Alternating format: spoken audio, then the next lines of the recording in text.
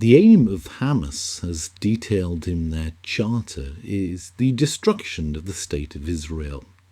Israel will be established and will stay established until Islam nullifies it, as it nullified what was before it. The motto of Hamas is a veneration of death for the sake of Allah. Article 8. Motto: Allah is its goal, the Messenger is its leader, the Quran is its constitution, Jihad is its methodology, and death for the sake of Allah is its most coveted desire. Hamas are evidently prepared to sacrifice the people of Gaza to achieve their political goal. إسرائيل دولة لا مقام لها على أرضنا. إحنا الدولة لابد أن نزيلها لأنه بالفعل هي تعتبر كارثة أمنية وعسكرية وسياسية للأمة العربية والإسلامية، يجب أن تنتهي. لذلك احنا لا نخجل من نقول ذلك بكل قوة، إنه إسرائيل لازم نأدبها وحنأدبها مرة ثانية وثالثة، ومش هذا حتكون طوفان الأقصى أول مرة، لا حتكون ثانية وثالثة ورابعة، لأنه احنا لدينا إصرار ولدينا قرار ولدينا إمكانيات أن نقاتل نعم. ونحارب، لكن كما قلت لك بدنا ندفع ثمن. نعم احنا مستعدين، معلش بدي أقول لك بشكل واضح، احنا اسمنا شعب الشهداء. Military expert Nick Freitas explains their strategy. People talk about what's happening in Gaza and they say, you know, it's genocide, it's this, it's that. And then other people say, well, look at the civilian to combatant death ratio. Actually, this is the most humane operation in history. What do you make of all of that? I think the people that are calling it genocide are either being intentionally dishonest or don't know what the word genocide means. Mm-hmm. I think that's very intentional on their behalf. When it comes to civilian casualties, there's a lot of people that like to do what I call Excel spreadsheet fighting. And what they do is they look at the Excel spreadsheet with Israeli military capability and Hamas military capability and say, why do they need to do all of this? Look at how much more powerful they are. The reason why asymmetric warfare exists is when you have a weaker force that is attempting to utilize the strengths of the stronger force against them. So they're putting themselves in the best advantage possible. So I did a video on this. We have a program called the Y Minutes. And we talked about what is Hamas' strategy. And one of the questions that I asked when I looked at this from a strategic standpoint is, okay, so Hamas knew when they went into Israel that they weren't going to overthrow Israel. When they took hostages, they knew that the IDF was coming for them. And yet they did both, right? So they knew they couldn't defeat the IDF militarily. And they knew getting hostages would force the IDF to come after them in a big way. So why'd they do that? And how did they know that Western academia and media would almost instantly be on their side? And the reason why is because a lot of these organizations have invested very, very heavily within American academia. I don't know the numbers for European academia, but I'm assuming it's probably significant. At the same token, they understood that the way that you manipulate Western media and Western sensibility is civilian casualties. Because even though we can look at our own histories, whether it's the firebombing of Dresden or dropping, atomic weapons on Nagasaki and Hiroshima, we've certainly been able to get over our problem with civilian casualties, but we also pride ourselves in attempting to avoid them to the extent possible and reasonable. Urban warfare makes it incredibly difficult to do that. Because the fight now is not my smart weapon against your AK-47. The weapon is now my guys, and the strategic advantage is they have aerial oversight and they have body armor, right? And night vision, maybe, right? But they can buy night vision for $5,000 on the black market, so it's not like Hamas can't have access to that.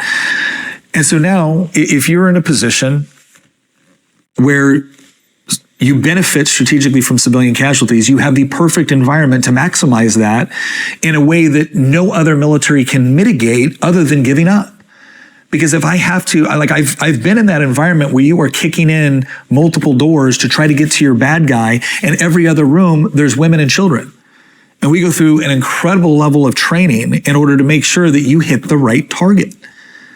But that's a complex environment, especially when that one time women, kids moving on, and then the 12-year-old picks up an AK-47 and starts shooting. Is that a civilian casualty or is that a military-age male? Well, in that moment, that's a military-age male. You're shooting at me. That's not how it's going to be reported by Hamas to CNN, who will dutifully report X number of children killed on the objective. So what is considered reasonable mitigation of civilian casualties? Well, it isn't warning everybody ahead of time that I'm going to go into your neighborhood. It certainly isn't calling them on their cell phones ahead of time and saying, hey, we're about to attack this area. It isn't doing drones where you bring stuff down going, please leave the area, we're about to attack this house. And yet the IDF is doing those things.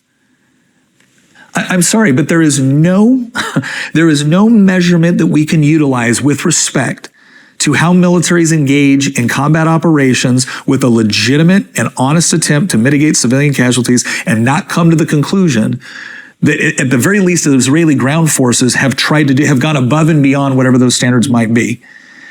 And so at this point, what an honest media would be asking is, why do you insist on keeping women and children in combat zones? Hamas is not confused about where Israel is going to go. Why won't they move them out of the areas? Why do they keep them in those areas? Why do they insist that they stay? And another video we did a while back was we asked the question on why don't more Arab countries accept Palestinian refugees? The answer is they used to. And then Palestinian refugees sided with Saddam Hussein when he invaded Kuwait. They tried to overthrow the Jordanian government. They did help destabilize Lebanon. They've caused problems within Egypt. And so it's not that I am trying to minimize civilian casualties when they take place, but I think it's absurd to rationally look at what is going on the ground right there and then come to the conclusion that Israel's just saying, if Israel wanted to genocide Gaza, they could. And it wouldn't have taken them this long. They didn't. Now let's ask the reverse question. If Hamas would have had the strength on October 7th to do everything it wanted to do, would Israel still be here? We know what they do. I visited the music festival. I visited some of the kibbutz. I'm not confused about what they would do with similar power. And so that's the part where I get frustrated by this because, again, I understand Americans that are saying it's Israel's war, not ours. I get that. I get it when they say it's Ukraine's war, not ours. And I do believe that, again, we should think strategically about what our involvement's going to look like. But I also think that we shouldn't engage in this kind of moral relativism where it's just not our problem. Okay, not primarily. But Hamas actively seeking, targeting, and killing women and children because they believe it's perfectly morally justified, taking hostages. I'm looking at some of the people on the right, too, that are talking about this, especially some of the tough guys on the right. And I'm like, if it was your kid in Israel right now, you would not be calling ahead to see, hey, just wanted to let you know we're going to be coming in. You'd be kicking doors and beating the living piss out of people. So spare me your moral outrage when Israel wants to do the same thing. I once did the numbers. I was like, okay, if Mexico crossed into Texas, killed 40,000 people, and kidnapped another 1,500 to 2,000, and then the EU called for the United States to engage in discretion and a ceasefire, I can tell you how quick we tell them to go F themselves before we went down there and proceeded to demonstrate to everybody in the world that that was a really bad idea. So I don't want Palestinians to die. I don't want Israelis to die. But if one side gets to continually engage in terrorist operations and start wars with the rest of the world just immediately calling for a ceasefire the moment you hit back, that's absurd. And what you've actually done, what the West has taught Hamas, is that the more civilian casualties you get, the more funding you get, and the more support you'll get. We've incentivized them killing their own civilians. In 2020, a grant was awarded by the National Lottery Emerging Futures Fund to EYST, the Ethnic Minorities and Youth Support Team Wales, whose Chief Executive Officer at the time was the current Children's Commissioner for Wales, Rocio Ciufentes. The grant was to produce a series of videos highlighting the positive benefit that black and minority ethnic young people had on their communities. The result was produced in the website wearewales.org. One of the most influential individuals who's helping to create a more inclusive Wales highlighted in the videos is Nelly Adam, also known as Queen Nish. Adam is represented in a video from the Future Generations Commissioner of Wales. Why can't we have a Cymru with better lives for young and old and for people not yet born? Cymru can! Cymru can! Cymru can! Cymru can! Cymru can.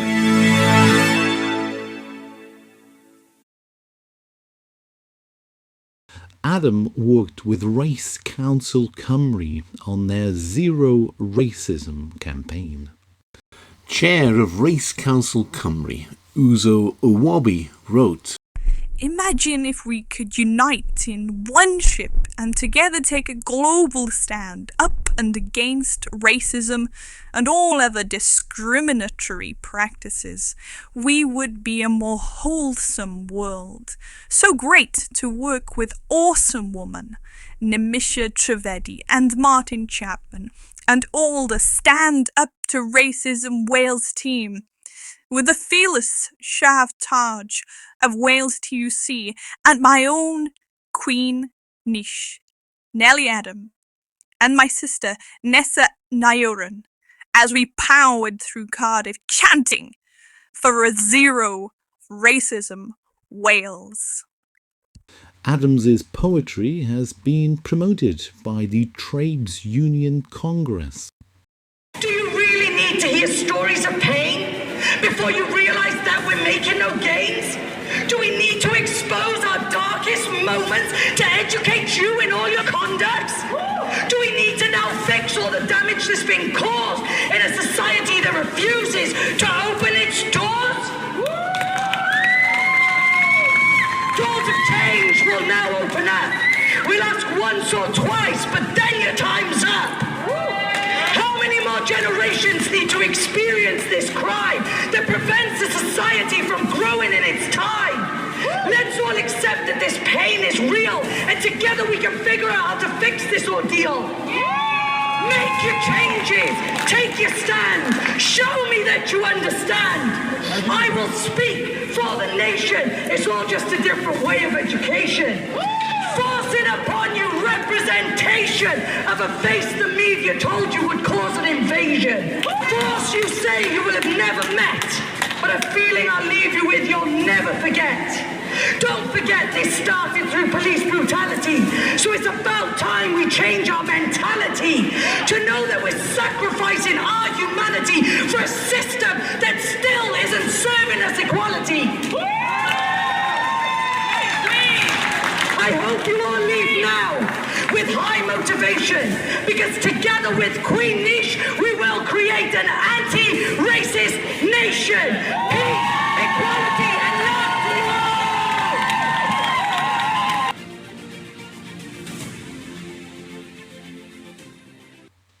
Adam is a committed Muslim. In 2021, she reposted a tweet that stated, "Islam is spreading and there is no stopping it."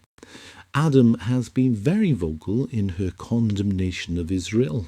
We only got 3 minutes, so I gotta go straight in, all right?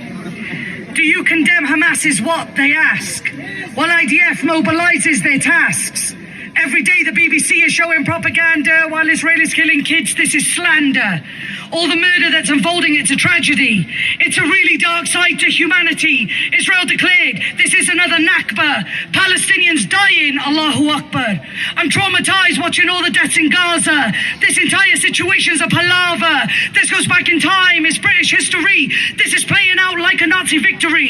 In 1948, a Zionist state was formed, occupied by Jews that didn't have no place to go. But as time went by and greed took over, Gaza was pushed out to the border. Living under occupation is not a prison. It's a concentration genocide upon civilians, claiming all the children are the terrorists. So they kill them all and use them as human shields. Resilience like we have never seen while we're deafened by the children's screams instead of children playing on their motherland. They steal their bikes, they're wounded in their father's hands. Israel is out here bombing hospitals and schools, treating all of us watching like we're fools, raining white phosphorus upon the people. It's a war crime, it's illegal. The West is funding Netanyahu's ugly killing spree, comes at the cost of our humanity. All our taxes pay for the tragedy, while civilians run from the savagery. This is not justified, this is not a war. Palestinian bodies laying dead all on the floor. This is a genocide upon a dying population. This is a massacre, not retaliation. Killing all the journalists, Al Jazeera, as if we can't read an encyclopedia, which tells us that in history there's Palestine, but Israel remains a mystery, it's all a lie. Starting out from the Balfour Declaration, the start of Israeli occupation. This is now a violent situation. No innocents safe from invasion. No regards to any laws causing devastation. This is now a total condemnation. Palestine needs all of this insanity. It's up to us to offer our humanity, to sanction Israel, charge them for the genocide. Over 20,000 Palestinians died. 20,000 children left for their creator. The Zionists are nothing but haters. It's apartheid, ethnic cleansing, Israeli genocide is never ending. It's apartheid, ethnic cleansing. So for Palestine, we'll rise to defend it. Thank you, Bristol. In 2024, a portrait of Adam was displayed at the National Portrait Gallery, the Jewish Chronicle reported. Outrage over National Portrait Gallery photo of keffiyeh-donned Gaza activist. On her social media, Adam has repeatedly compared the war in Gaza with the Holocaust. In one post, she shared a picture of the sign that read, "Never again" seems only to be for white people. Another read, "During World War II, the world came together to spot a Holocaust. 2024, the world came together to commit one." Speaking about the photograph, Adam said, "To become a nation of sanctuary, we must rise for those in oppression. If oppression is upon one, oppression is upon all." In 2023, Cardiff University Senior Lecturer and Programme Director for Social Work Abyd Quinn-Aziz tweeted, "With Queen Niche Arts at EMWWAA Awards, watching her win." EMWWAA is the Ethnic Minority Welsh Women Achievement Association. Adam replied, "Keep speaking your truth and standing up against injustice. Together we are stronger." It's unlikely that everyone will agree with Abyd Quinn-Aziz's truths. Palestine is occupied! Palestine is occupied! Palestine is occupied! Palestine is occupied! Resistance is justified! Resistance is justified! Resistance is justified! Resistance is justified! Judge Israel for genocide! Judge Israel for genocide! To the people and children of Palestine, we speak to you from Wales. We as people stand with you. We hear your cries. We see your tragedy. We watch your children dying all day, every day. And no matter what is said, the people stand with you, Palestine. We do not stand with the massacres that are being bombarded upon you from Israel. We are pro-people. We want our people to survive. And your people and your children are being blown up in front of our eyes. We won't give up the fight. We are with you, sending peace, love, du'as and blessings your way. We stand in solidarity with Palestine. In 2025, Adam graduated from Cardiff University. Nelly Adam, sorry.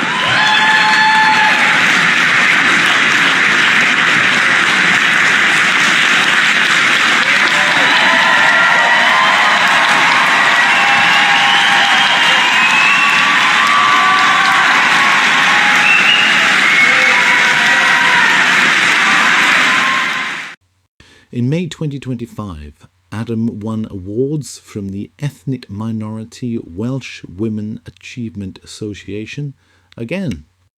She was photographed at the awards ceremony holding the Palestinian headscarf, the keffiyeh, with Labour members of the Senate, Julie Morgan and Jane Hutt, and with Cardiff University Vice-Chancellor Wendy Lana.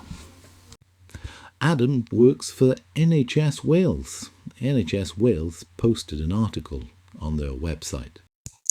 Every once in a while, we have the honour of celebrating someone whose work not only drives impact within our organisation, but also uplifts communities across the nation. Today, we're proud to shine light on our colleague Nelly Adam, Assistant Business Partner, who has been recognised with 2 prestigious honours at the Ethnic Minority Welsh Women Achievement Association Awards, the Social Humanitarian Award and the Rodri Morgan Award. These awards are a powerful recognition of Nelly's unwavering commitment to racial justice and inclusion, all in pursuit of a Wales where there is zero tolerance for racism. Her work reflects a deep dedication to building a fairer, more compassionate society for all. My mission is to bring communities together and make lasting policy changes to benefit future generations. I want to empower people to use their voice and give a voice to those that remain unheard, said Nelly. Do you condemn Hamas is what they ask, while IDF mobilises their tasks? Every day the BBC is showing propaganda while Israelis killing kids. This is slander. Some may think that rather than bringing people together, Adam is a dangerous warmonger. Konstantin Kishin examines 4 anti-Israel arguments. The first argument, whose central premise is that Israel is illegitimate, seems to be at the core of every debate. It feels reasonable and logical to many people to contextualize Israel's response to October 7th in this way. After all, if Israel was created through illegitimate means, it puts the discussion on an entirely different footing, doesn't it? Well, actually, no, it doesn't. Again, let's think from first principles. If we believe every pro-Palestinian claim and accept that Israel was created through the forced placement of European Jews in a foreign land by Western powers, we must look for a comparable situation in which a country was created through some form of displacement of the native population. Most of you live in such a country. The United States, Australia, New Zealand, and Canada are all the products of invasion, colonization, and brutal conquest. If you go back far enough, so is almost every other country in the world. Like it or not, Israel exists. It's home to over 9 million people. The idea that they would, could, or should accept the destruction of what is now their country is absurd. The United States government would not tolerate missile strikes and terrorist rampages from Native American reservations. Neither would any government of any country under any circumstances. Peace in the Middle East will not be achieved by attempting to undo many decades of history. The second argument centers on the idea that October 7th was a response to Israeli occupation and brutality. This, again, seems reasonable to many people. After all, what would it take for you to behave the way Hamas did on October 7th?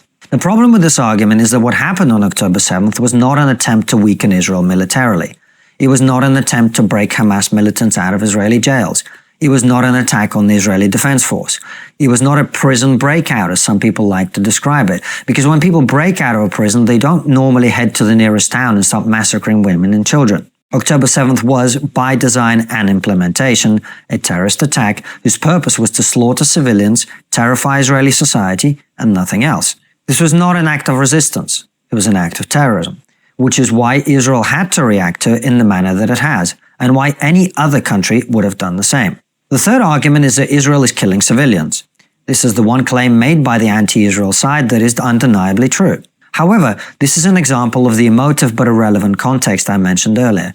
Civilians are always killed in war. The question is not whether they're being killed, but who bears responsibility for their deaths and who can stop the killing. Again, applying first principles thinking, we must reach for a comparable example. There is no exact equivalent that comes to mind, but there is some useful context we can consider. Hamas has repeatedly stated that given the opportunity, they will repeat the October 7th attacks again and again and again. While this may seem shocking to us in the West, it makes perfect sense given that Hamas believes Israel is illegitimate and would like to see it gone. This means that unless Israel destroys or degrades their ability to carry out their threats, it is likely to experience more terrorist attacks again and again. Does anyone seriously believe that any government of any country anywhere in the world would or could react to something like 12 9/11s in one day and the threat of more to follow as many times as possible with anything other than all-out war? And who can end the killing? Well, theoretically Israel could, of course, but for the reason we just discussed, they can't, won't, and shouldn't. That leaves Hamas, who could have returned the hostages and surrendered the people who took them. What is more, they could hide their civilians in the vast network of tunnels they've built to reduce casualties. Instead, they refuse to build bomb shelters and do everything they can to maximize civilian casualties. That's not my opinion, it's something Hamas are themselves proud of. A senior spokesman for the group, Sami Abu Zuhri, gave an interview on Palestinian station Al-Aqsa TV the last time this conflict flared up. The policy of people confronting Israeli warplanes with their bare chests in order to protect their homes has proven effective against the occupation, he said. We in Hamas call upon our people to adopt this policy in order to protect Palestinian homes. So yes, the deaths of civilians are tragic, and in a modern world where you can fill your social media feed with gruesome footage, that tragedy can be broadcast straight into your home 24/7. But the responsibility for their deaths is entirely with Hamas, and the failure to put a stop to the killing is theirs and theirs alone. Which brings us to the final argument. Israel's attacks are indiscriminate and designed to inflict civilian casualties. This is actually the simplest argument of the four to address because it is an empirical matter. The war in Gaza is not the first conflict in human history. We can compare the ratio of combatant to civilian deaths in this war to others. What happens when we do? Historically, urban warfare operations result in a casualty ratio of 9 civilians for every 1 enemy fighter killed. In Gaza, it is 2 to 1. In other words, despite the deliberate attempts by Hamas to increase the number of civilian casualties, Israel has been extraordinarily successful in reducing them. This doesn't mean that there won't be incidents in which innocent Palestinians are killed, and, as in any war, there will likely be war crimes committed by both sides. But overall, the numbers don't lie. If you need further evidence that claims of Israel's indiscriminate attacks are nonsense, just look at the way various commentators reacted to what has been dubbed Operation Grim Reaper. Thousands of Hezbollah pages were rigged with explosives and then detonated simultaneously, killing and injuring thousands of terrorists and a small number of bystanders. The pages in question were not picked at random. Israel specifically selected a batch of senior Hezbollah operatives. And still, people like Humza Yousaf, Scotland's former First Minister, complain about Israel's indiscriminate attacks. This was definitionally the most precise, targeted and surgical large-scale anti-terrorist operation in human history. In summary, I've engaged with an open mind and in good faith with all the anti-Israel arguments presented to me over the last year. On balance, I regard them as disingenuous, irrelevant, and designed to pull at my heartstrings in order to obscure the harsh reality of this conflict. We would respond exactly the way that Israel has.